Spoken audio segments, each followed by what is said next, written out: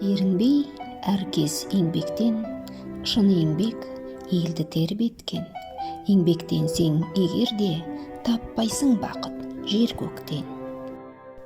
Қыркүйек айының соңғы жексенбісі тойланатын еңбек күні мерекесі қоғамдағы еңбек адамының беделіне арналған.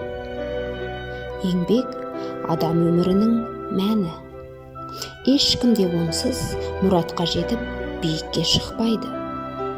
Адал термен тапқан нанның дәмі де тәттілеу.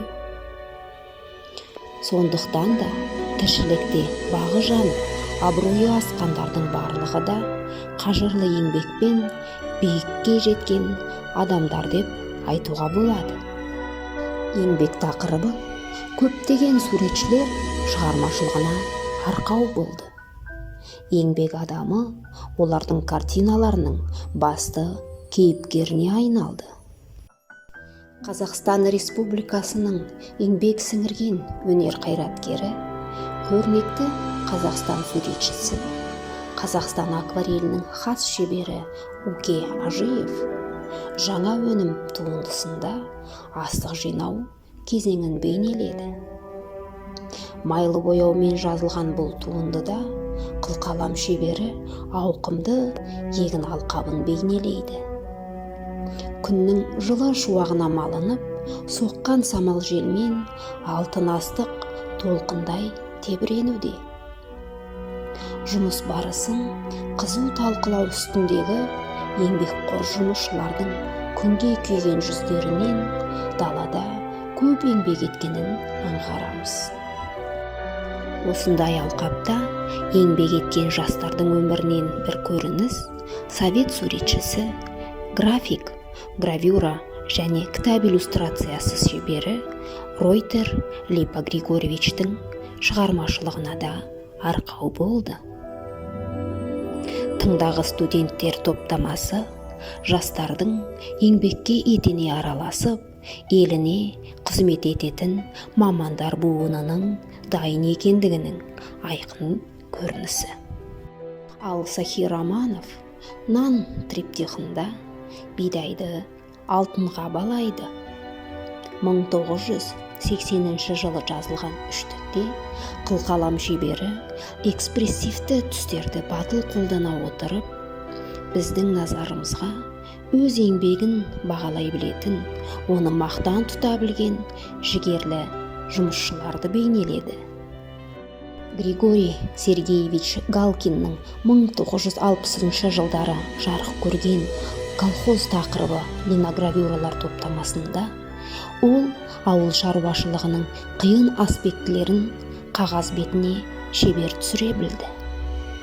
Тіпті қажырлы еңбек үстіндегі әйелдерден суретші сұлулық пен нәзіктікті көріп, оған тәнті болды. Қазақ кескіндемешісі, акварель шебері әрі сәулетші Поляков Василий Петрович өз акварель парақтары арқылы қажырлы еңбектің нәтижесін әуезді әнге қосып жырлағандай. Суретшілер кенеп бетіне цех жұмысшыларының ауыр еңбегін түсірді.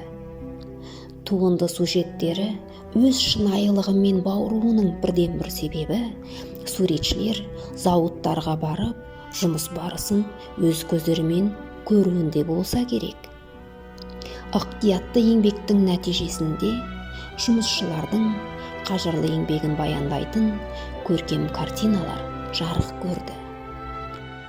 Ирина Воробьеваның түсті линогравюра парақтарынан пейзажды да, құрылыс техникаларында байқай аламыз. Дегенмен, оның туындыларының басты кейіпкері еңбек адамы. Оның қолданған жылы реңктер арқылы адамдардың жұмысқа деген ынтасы мен еңбек сүйгіштігін аңғарамыз. Металлургия зауыттары Баранов Константин Яковлевичтің шығармашылығынан орын тапты.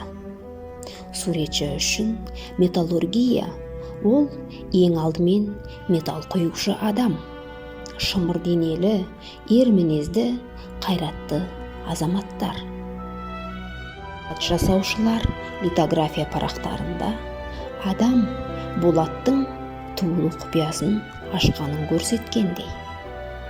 Суретші өз шығармашылығы арқылы адамзат табиғаттың барлық сыйын өз пайдасына, қажырлы еңбегі арқылы ғана бағындыра алатынын көрсеткендей. Қылқалам шеберлерінің туындылары көрерменді еңбексүйгіштікке баулып, еңбекке деген құрметті арттырары сөзсіз.